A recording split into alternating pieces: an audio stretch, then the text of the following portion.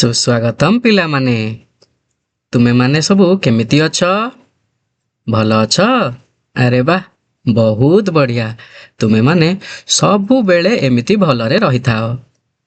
ଆଚ୍ଛା, ତୁମେମାନେ ସମସ୍ତେ ଖାଇଛ ତ? କ'ଣ କହିଲ? ଖାଇଛ? ବହୁତ ବଢ଼ିଆ।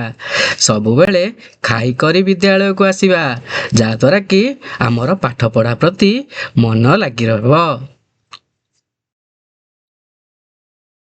ଆଚ୍ଛା ପିଲାମାନେ, କହିଲ ଦେଖି, ଆଜି ଆମେ କ'ଣ ପଢ଼ିବା?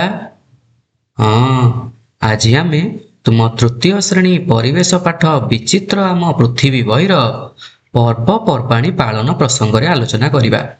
ଆଚ୍ଛା କହିଲ ଦେଖି, ଗତ ଅଧ୍ୟାୟରେ ଆମର ଯାହା ପଢ଼ା ହେଇଥିଲା ତୁମ ମାନଙ୍କର ମନେ ଅଛି? କ'ଣ କହିଲ, ମନେ ଅଛି? ଗତ ଅଧ୍ୟାୟରେ ଆମେମାନେ ତୁଳସୀର ବସ୍ ଯାତ୍ରା ସମ୍ପର୍କରେ ଆଲୋଚନା କରିଥିଲେ। ଆଚ୍ଛା କହିଲ ଦେଖି,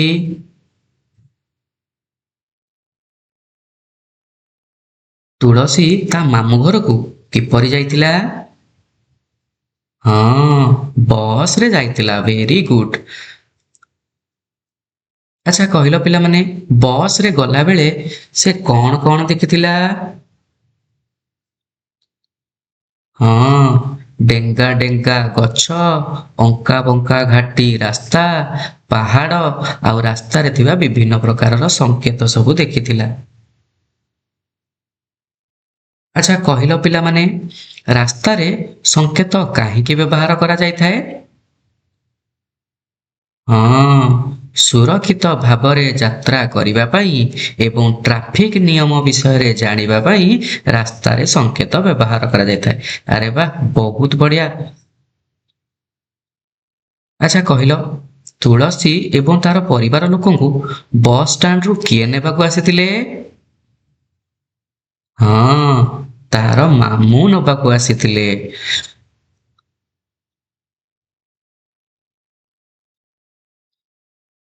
ତାହେଲେ ଆଜି ଆମେ ତୁଳସୀର ମାମୁଁ ଘରେ କ'ଣ କ'ଣ ସବୁ ଘଟିଛି ସେ ସମ୍ପର୍କରେ ଆଲୋଚନା କରିବା।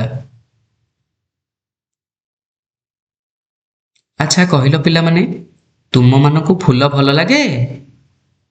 କ'ଣ କହିଲ? ହଁ, ଭଲ ଲାଗେ। ଆରେ ବାଃ, ମୋତେ ମଧ୍ୟ ବହୁତ ଭଲ ଲାଗେ। ଆଚ୍ଛା କହିଲ, ଫୁଲ ଗଛ ସବୁ ତୁମେ କେଉଁଠାରେ ଦେଖିଛ? କ'ଣ କହିଲ?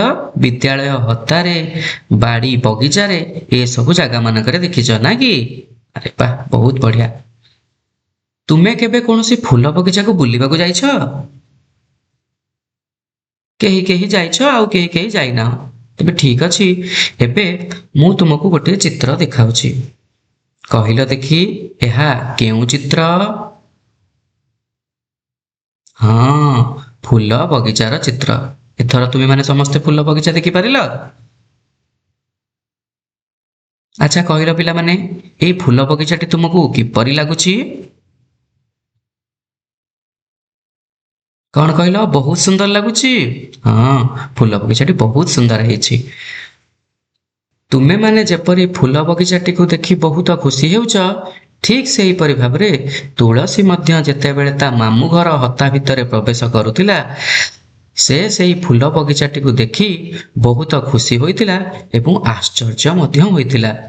ଆଚ୍ଛା କହିଲ ପିଲାମାନେ, ତୁଳସୀ ଖୁସି ତ ଥିଲା, ହେଲେ ଆଶ୍ଚର୍ଯ୍ୟ କାହିଁକି ହେଲା?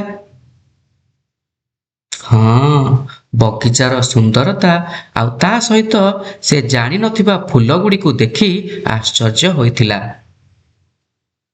ତୁମେମାନେ କ'ଣ ବଗିଚାର ସବୁ ଫୁଲ ଗଛ ଗୁଡ଼ିକୁ ଚିହ୍ନ? ନା, ଠିକ୍ ସେମିତି ତୁଳସୀ ମଧ୍ୟ ସବୁ ଫୁଲକୁ ଜାଣିପାରିଲା ନାହିଁ, ତେଣୁ ସେ ଆଶ୍ଚର୍ଯ୍ୟ ହୋଇଥିଲା। ଏବେ ଦେଖ, ତୁଳସୀ କେଉଁ କେଉଁ ଫୁଲ ଗଛ ଗୁଡ଼ିକୁ ଜାଣିପାରିଥିଲା? ତୁମେମାନେ ଏବେ ଚିତ୍ରଟିକୁ ଦେଖ ଏବଂ କୁହ, କେଉଁ କେଉଁ ଫୁଲ ଗୁଡ଼ିକୁ ସେ ଜାଣିପାରିଥିବ? ହଁ, ମନ୍ଦାର, ଗେଣ୍ଡୁ ଏବଂ ଗୋଲାପ ଆଦି ଫୁଲ ଗୁଡ଼ିକୁ ସେ ଜାଣିପାରିଥିଲା। ତେବେ ଆଉ ଯେଉଁ ଯେଉଁ ଫୁଲ ଗଛ ଗୁଡ଼ିକୁ ତୁଳସୀ ଜାଣିପାରିନଥିଲା, ସେ ତାର ସମ୍ପର୍କୀୟ ଭଉଣୀ ଶିବାନୀକୁ ପଚାରିଥିଲା। ତାହେଲେ ଆସ ଆମେ ଦେଖିବା ଶିବାନୀ ତାକୁ କେଉଁ କେଉଁ ଫୁଲ ଗଛ ଗୁଡ଼ିକୁ ଚିହ୍ନାଇଛି। ଆଚ୍ଛା ପିଲାମାନେ କହିଲ ଦେଖି ଏ ଫୁଲର ନାମ କଣ? ହଁ, ସୂର୍ଯ୍ୟମୁଖୀ ଫୁଲ। ତାହେଲେ ତୁମେମାନେ ଜାଣିଛ ନା କି? ଆଚ୍ଛା କହିଲ ଏହାର ରଙ୍ଗ କିପରି? ହଁ, ହଳଦିଆ ରଙ୍ଗ। ତାହେଲେ ତୁମେମାନେ ଏବେ କହିପାରିବ ଶିବାନୀ ତାକୁ ପ୍ରଥମେ କେଉଁ ଫୁଲ ବିଷୟରେ କହୁଥିଲା? ହଁ, ବହୁତ ବଢିଆ। ସୂର୍ଯ୍ୟମୁଖୀ ଫୁଲ ବିଷୟରେ କହୁଥିଲା। ତାହେଲେ ତୁମେମାନେ ସମସ୍ତେ ସୂର୍ଯ୍ୟମୁଖୀ ଫୁଲ ବିଷୟରେ ଜାଣିଲ। ଆସ ଆମେ ତା ବିଷୟରେ ଆଉ କେତେକ କଥା ଜାଣିବା। ସୂର୍ଯ୍ୟମୁଖୀ ଫୁଲ ଜାଣିଛ ପିଲାମାନେ, ଏହା ନିଜର ସୁନ୍ଦରତା ଏବଂ ଉପକାରିତା ପାଇଁ ସାରା ବିଶ୍ୱରେ ପ୍ରସିଦ୍ଧ। ଏହାର ବିଶେଷତା ହେଲା ଏହା ସୂର୍ଯ୍ୟଙ୍କ ଆଡ଼କୁ ମୁହଁ କରି ରହିଥାଏ। ଏହାର ମଞ୍ଜିରୁ ଖାଇବା ତେଲ ମଧ୍ୟ ବାହାରେ। ଆହୁରି ମଧ୍ୟ ଲୋକମାନେ ଏହାର ମଞ୍ଜିକୁ ସାଲାଡ ରୂପରେ ବ୍ୟବହାର କରନ୍ତି। ମଞ୍ଜିରୁ ତେଲ ବାହାରିଗଲା ପରେ ବାକି ବଳକା ଅଂଶକୁ ଗୋଖାଦ୍ୟ ରୂପରେ ବ୍ୟବହାର କରାଯାଏ। ଆଉ ଏହାର ଉଜ୍ଜ୍ୱଳ ହଳଦିଆ ରଙ୍ଗ ମନରେ ଭଲ ଭାବନା ଭରିଦିଏ। ତାହେଲେ ତୁମେମାନେ ସୂର୍ଯ୍ୟମୁଖୀ ଫୁଲ ବିଷୟରେ ଜାଣିଲ। ଏବେ ଆସ ଆମେ ଜାଣିବା ଶିବାନୀ ତାକୁ ଆଉ କେଉଁ ଫୁଲ ବିଷୟରେ କହିଛି। ଆଚ୍ଛା ପିଲାମାନେ ତୁମେ ଟିକେ ଏହି ଫୁଲର ଚିତ୍ରଟିକୁ ଦେଖ ତ। କହିଲ ଦେଖି ଏହା କେଉଁ ଫୁଲ? କଣ କହିଲ ଜାଣିନାହଁ? ତାହେଲେ ଠିକ ଅଛି। ଏହା ହେଉଛି ପଳାଶ ଫୁଲର ଚିତ୍ର। ଏଥର ତୁମେମାନେ ଜାଣିପାରିଲ ତ ଏହା କେଉଁ ଫୁଲ? ହଁ, ଏହା ହେଉଛି ପଳାଶ ଫୁଲର ଚିତ୍ର। ଆଚ୍ଛା କହିଲ ପିଲାମାନେ ଏହାର ରଙ୍ଗ କିପରି? ହଁ, ଲାଲ ରଙ୍ଗର। ତାହେଲେ ଆସ ଆମେମାନେ ଏବେ ପଳାଶ ଫୁଲ ବିଷୟରେ ଆଉ କେତେକ କଥା ଜାଣିବା।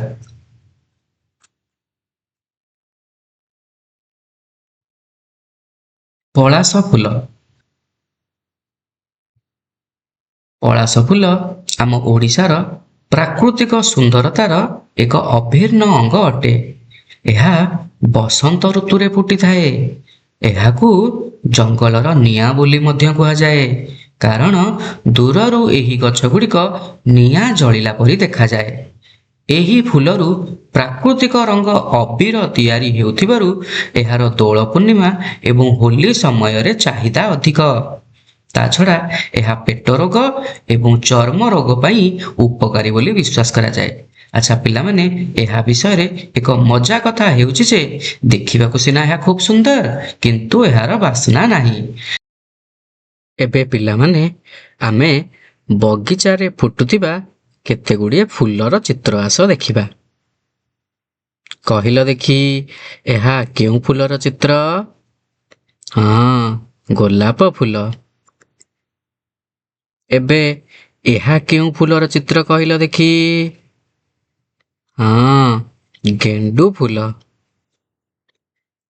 ଏହା କେଉଁ ଫୁଲର ଚିତ୍ର? ହଁ, ମନ୍ଦାର ଫୁଲର ଚିତ୍ର। ଏହା ପ୍ରାୟତଃ ସବୁ ଜାଗାରେ ଫୁଟେ। ଏବେ ଆଉ ଏକ ଫୁଲର ଚିତ୍ର ଦେଖିବା। କହିଲ ଦେଖି ଏହା କେଉଁ ଫୁଲର ଚିତ୍ର? ହଁ, ମଲ୍ଲି ଫୁଲ। ଆଚ୍ଛା କହିଲ ପିଲାମାନେ ତୁମେମାନେ ମଲ୍ଲି ଫୁଲ ଦେଖିଛ? ମଲ୍ଲି ଫୁଲ ତୁମକୁ କେମିତି ଲାଗେ?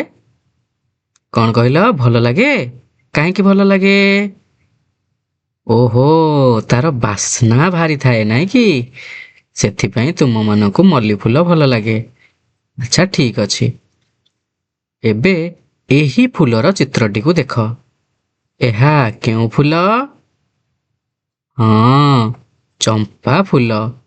ମଲ୍ଲି ଫୁଲ ପରି ଚମ୍ପା ଫୁଲର ମଧ୍ୟ ବହୁତ ବାସ୍ନା ଥାଏ। ଏହା କେଉଁ ଫୁଲର ଚିତ୍ର? ହଁ, କନିଅର ଫୁଲ। ଏହା ପ୍ରାୟତଃ ସବୁ ସ୍ଥାନରେ ଦେଖିବାକୁ ମିଳିଥାଏ।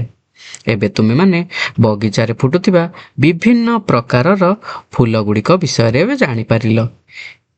ଏବେ ତୁମମାନଙ୍କ ପାଇଁ କିଛି ପ୍ରଶ୍ନ। କହିଲ ଦେଖି ତୁଳସୀ ବଗିଚାରେ କେଉଁ କେଉଁ ଫୁଲ ଗଛ ସବୁ ଦେଖିଥିଲା? ହଁ, ଗେଣ୍ଡୁ, ମନ୍ଦାର, ଗୋଲାପ, ସୂର୍ଯ୍ୟମୁଖୀ ଓ ପଳାଶ ଆଦି ଫୁଲ ସବୁ ଦେଖିଥିଲା। ଆଚ୍ଛା କହିଲ ଦେଖି, ସୂର୍ଯ୍ୟମୁଖୀ ଫୁଲର ନାମ ଏପରି କାହିଁକି ହୋଇଛି? ହଁ, ସୂର୍ଯ୍ୟଙ୍କ ଆଡ଼କୁ ମୁହଁ କରି ରହୁଥିବାରୁ। ଆଚ୍ଛା କହିଲ, ସୂର୍ଯ୍ୟମୁଖୀ ଫୁଲର ମଞ୍ଜିରୁ କଣ ବାହାରେ? ହଁ, ଖାଇବା ତେଲ ବାହାରେ, ଯାହାକୁ ଆମେ ଘରେ ବିଭିନ୍ନ ଖାଦ୍ୟ ପଦାର୍ଥ ରୋଷେଇ କରିବା ପାଇଁ ବ୍ୟବହାର କରିଥାଉ। ଏବେ କହିଲ ଦେଖି, ମଞ୍ଜିରୁ ତେଲ ବାହାରିଗଲା ପରେ ଅବଶିଷ୍ଟ ଅଂଶକୁ କଣ କରାଯାଏ? ହଁ, ଗୋଖାଦ୍ୟ ଭାବରେ ବ୍ୟବହାର କରାଯାଇଥାଏ। ଏବେ କହିଲ, କେଉଁ ଫୁଲକୁ ଜଙ୍ଗଲର ନିଆଁ ବୋଲି କୁହାଯାଏ? ହଁ, ପଳାଶ ଫୁଲ। ଆଚ୍ଛା କହିଲ, ପଳାଶ ଫୁଲ କେଉଁ ଋତୁରେ ଫୁଟିଥାଏ? ହଁ, ବସନ୍ତ ଋତୁରେ ଫୁଟିଥାଏ। ଆରେ ବାଃ, ତୁମେମାନେ ତ ସବୁ ପ୍ରଶ୍ନର ଉତ୍ତରକୁ ଠିକ୍ ଠିକ୍ ଭାବରେ ଦେଇଦେଲ।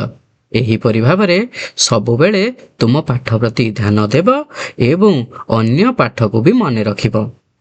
ଏବେ ତୁମ ପାଇଁ କିଛି କାମ, ଯାହାକୁ ତୁମେ ତୁମ ଘରେ କରିବ।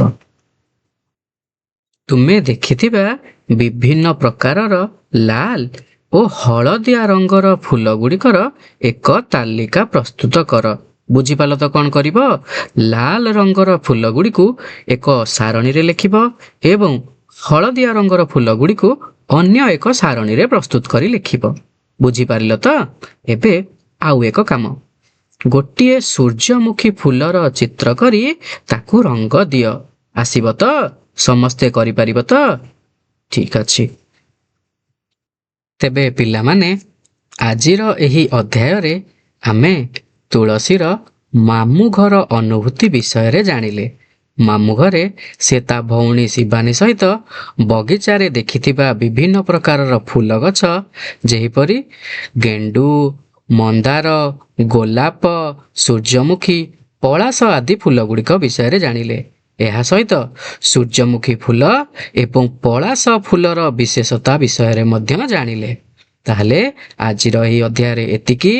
ପୁଣି ଦେଖାହେବ ଆଉ ଏକ ଅଧ୍ୟାୟରେ ଆଉ ଏକ ପ୍ରସଙ୍ଗକୁ ନେଇ। ସେତିକି ପର୍ଯ୍ୟନ୍ତ ରହିଲି। ଧନ୍ୟବାଦ। ଖୁସିରେ ଶିଖିବା ସମସ୍ତଙ୍କ ଅଧିକାର। ନମସ୍କାର।